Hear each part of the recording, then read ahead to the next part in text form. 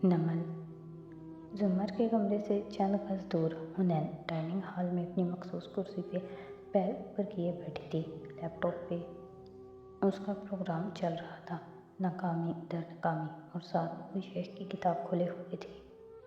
रोज़ फजर पढ़ लेने और बाकी नमाजें वक्त पे अदा कर लेने के बायस मर्ज से बचने वाले ज़ख्म किसी हद तक मुंदमिल होते गए थे, मगर कभी कभी जो खालीपन दर आता वो घर के ढेरों कामों और कंप्यूटर के बखेड़ों के बावजूद ख़त्म न होता।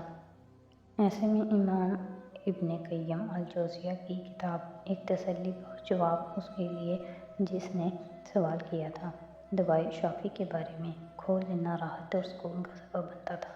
इस किताब के कई नाम थे, मर्ज़ और दवा, अल-जवाब काफ़ी, दवाए शाफ़ी, मगर उसे इसका असल और मुकम्मल नाम ही सबसे ज़्यादा पसंद था। पस मंज़र में आती अम्मी की पुकार को नज़रअंदाज करके उसने तो कदीम भारी सा दरवाज़ा धकेला तो आगे जर्द सुनहरी धूप में लिपटा मंजर सा खुलता गया। वो सोने के ज़रात जैसा ताहद्दे निगाह चमकता हुआ सहरा था। दूर के तार में ऊँट सामान उठाए खरामा खरामा चलते दिखाई दे रहे थे। उन्होंने धूप से बचने के लिए माथे पे हाथ से साया किया और फिर इधर उधर गर्दन घुमाई। दूसरी तरफ काफ़ी दूर खजूर के 2 दरख्त थे, एक बेहद ऊंचा और घना और उससे काफ़ी छोटा। बड़े शजर तले बैठे बूढ़े उस्ताद को देखकर वो मुस्कुराई और उसी तरफ को चलने लगी। पैरों में गर्म रेत जलने लगी, मगर साहिबान में बैठकर तो नखलिस्तान नहीं उगाए जाते, इल्म के लिए मेहनत तो करनी होती है। उनके सामने जाकर वो अदब से दोजाना होकर बैठी। वो ज़मीन पे कपड़ा बिछा कर बैठे, सर झुकाए, हाथ में पकड़ी तख्ती पे कलम स्याही में डबो डबो कर लिख रहे थे। लोग मोहब्बत की राह में क्यों भटकते हैं ऐ शेख? उन्होंने बिना सर उठाए उसी तरह लिखते हुए जवाब दिया, सिर्फ वही भटकते हैं जो मोहब्बत की किस्मों के दरमियान फ़र्क और तमीज़ नहीं कर सकते। मोहब्बत के वो 7 दर्जे जो आपने बताए थे, नहीं, हम मोहब्बत की 5 इकसाम की बात कर रहे हैं। सुनोगी? बिल्कुल चुप होकर सुनोगी, क्योंकि मैंने ये सीखा है कि दीन पढ़ाने वालों का अदब करना चाहिए और उनके बारे में एहतियात से बात करनी चाहिए। क्या पता अल्लाह के नज़दीक उनका दिल सोने का और हमारा चारकोल का हो। वो दोनों हथेलियों में चेहरा गिराए बैठी तवज्जो से सुनने लगी। शेख ने आखिरी फिक्रा लिखा, फिर तख्ती पर रखी और सर उठाकर उसे देखा। हल्का सा मुस्कुराई।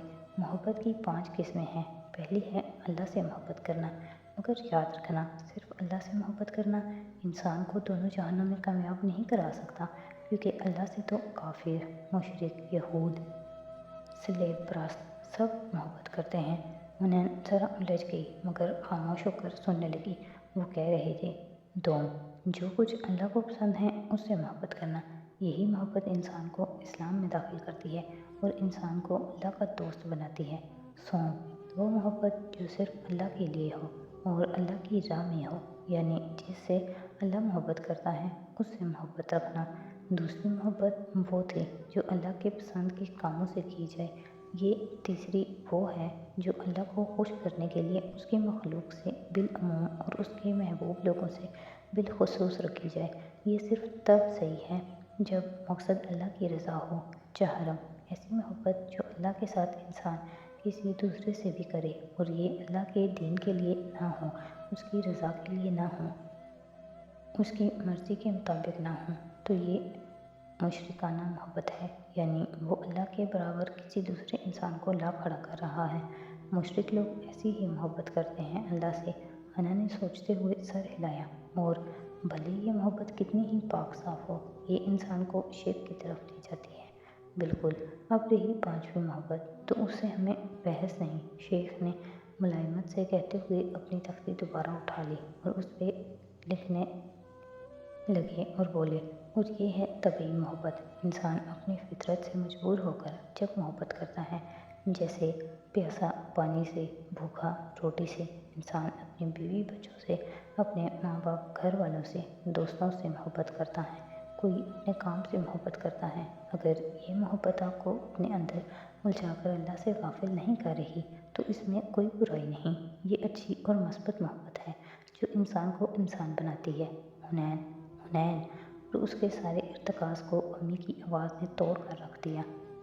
اس نے پوری کوشش کی کہ وہ اسی صحرا کے نخلستان میں بیٹھی رہے، مگر سلگتی ریت کی تپش ختم ہونے لگی، سائبان کی ٹھنڈ انکا ہوئی، شیخ کی آواز مدھم ہوئی اور اس نے جلا کر ڈائننگ ٹیبل سے سر اٹھایا۔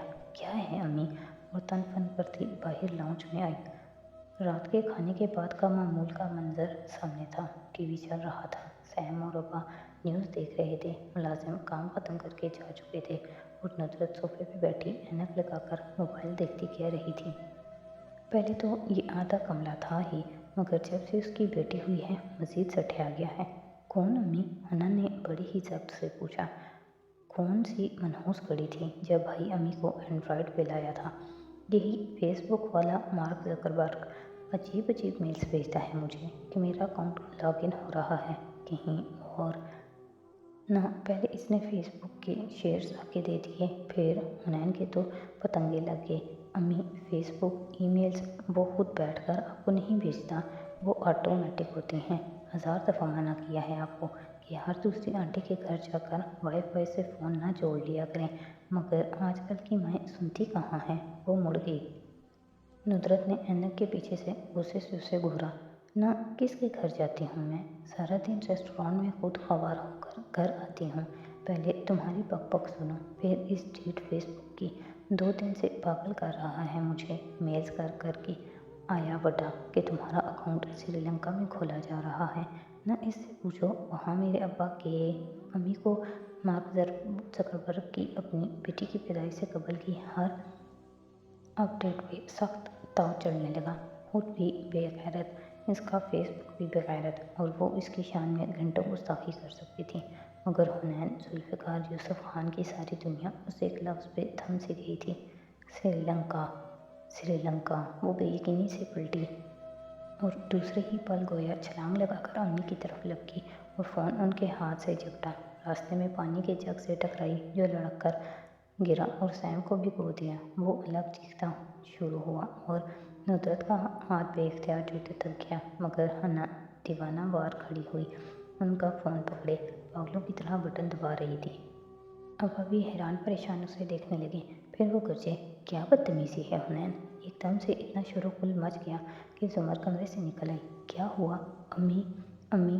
وہ ایک ای میل نیچے کرتی جا رہی تھی، آنکھیں گلابی سی نم پھیل رہی تھیں۔ بڑے ابا، زمر، یہ سادی ہے، یہ میرا بھائی ہے، ای میل کا اکاؤنٹ بھائی کھول رہا ہے، یہ میرا بھائی ہے امی۔ کیا تم نے کبھی سانس رکنے کی آواز سنی ہے؟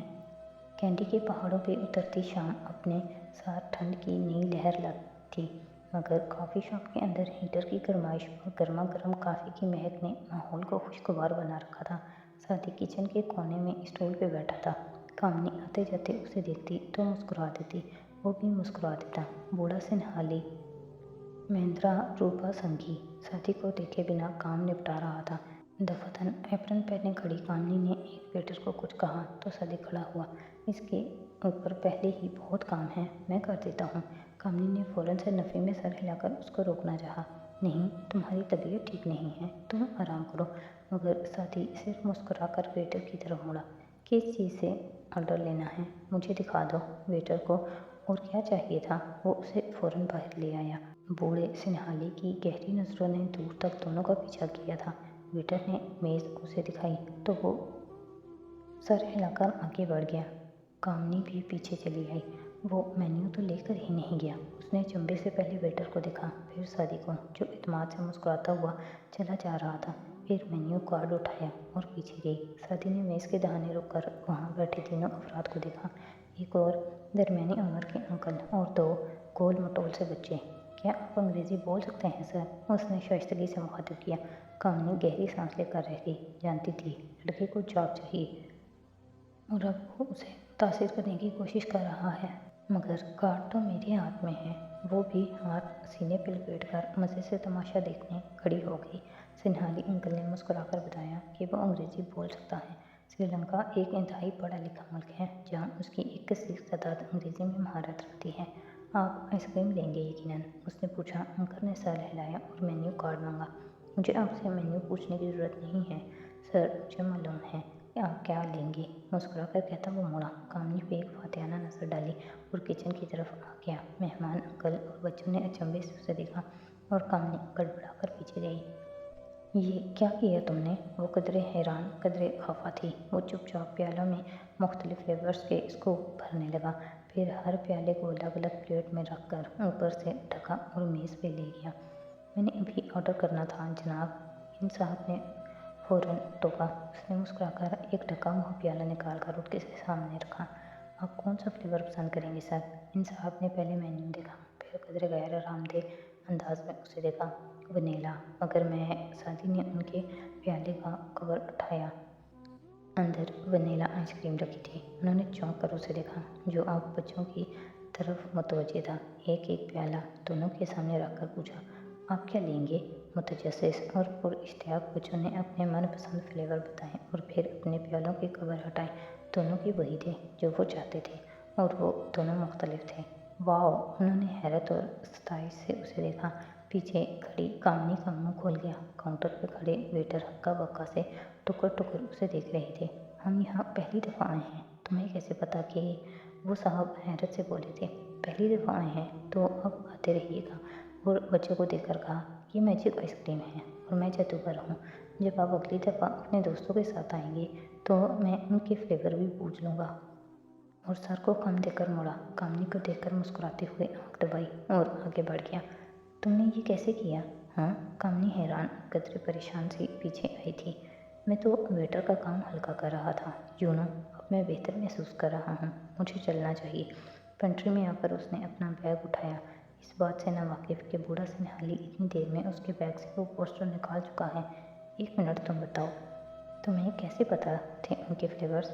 मुझे नहीं पता थे, ये सिर्फ एक ट्रिक थी। कैसी ट्रिक? साथी गहरी सांस लेकर उसकी तरफ घूमा। अमेरिका के एक रेस्टोरेंट में ऐसे करते हैं वो। मुझे किसी ने उनकी ट्रिक का राज बता दिया था। कामनी की आंखें चमकी। तो मुझे भी बताओ ना। सॉरी, मैं इस ट्रिक को खुद इस्तेमाल करके अपनी कॉफ़ी शॉप बनाऊंगा। वो फतेहाना नज़रों से उसे देखता मुस्कुराया। कामनी कुछ देर सोचती रही। मैं इतनी बेवकूफ़ नहीं हूँ जितनी लगती हूँ। अच्छा, वो फिर मुस्कुराया। बैग रख दो, ऊपर एक कमरा है, उसे साफ़ कर लो और वहीं रहो। आज से तुम यहाँ काम करोगे और तुम्हारी इस ट्रिक से हम दोनों पैसे कमाएंगे। वो जानती थी लड़का नौकरी चाहता है और अब उसके पास उसको अपनी दुकान से दूर करने की कोई वजह नहीं रही थी। कॉफ़ी शॉप में इन साहब और इनके बच्चों के चेहरे की खुशी और ऐसे कितने कस्टमर बार बार पलट कर इधर आएंगे।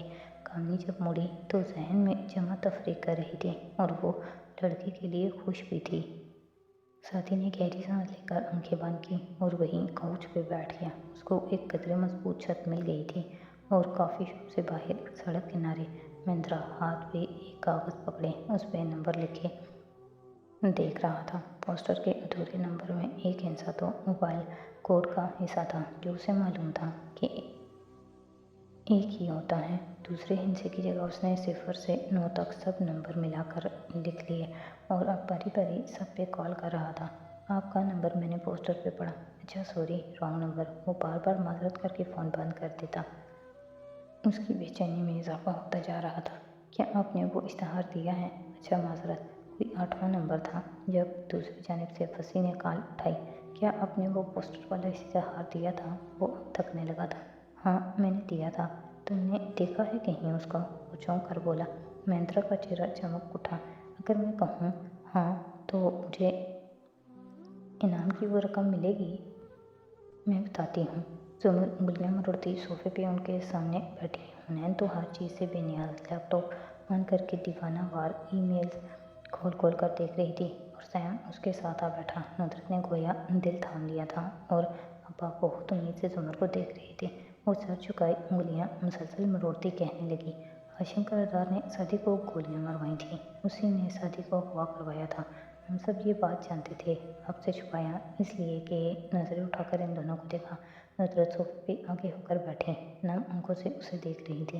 अब्बा अलबत्ता थकन से जुमल को देखकर बोले थे, इसलिए कि तुम्हें लगा हम किसी को बता देंगे। जुमल ने दामद से सर हिलाया।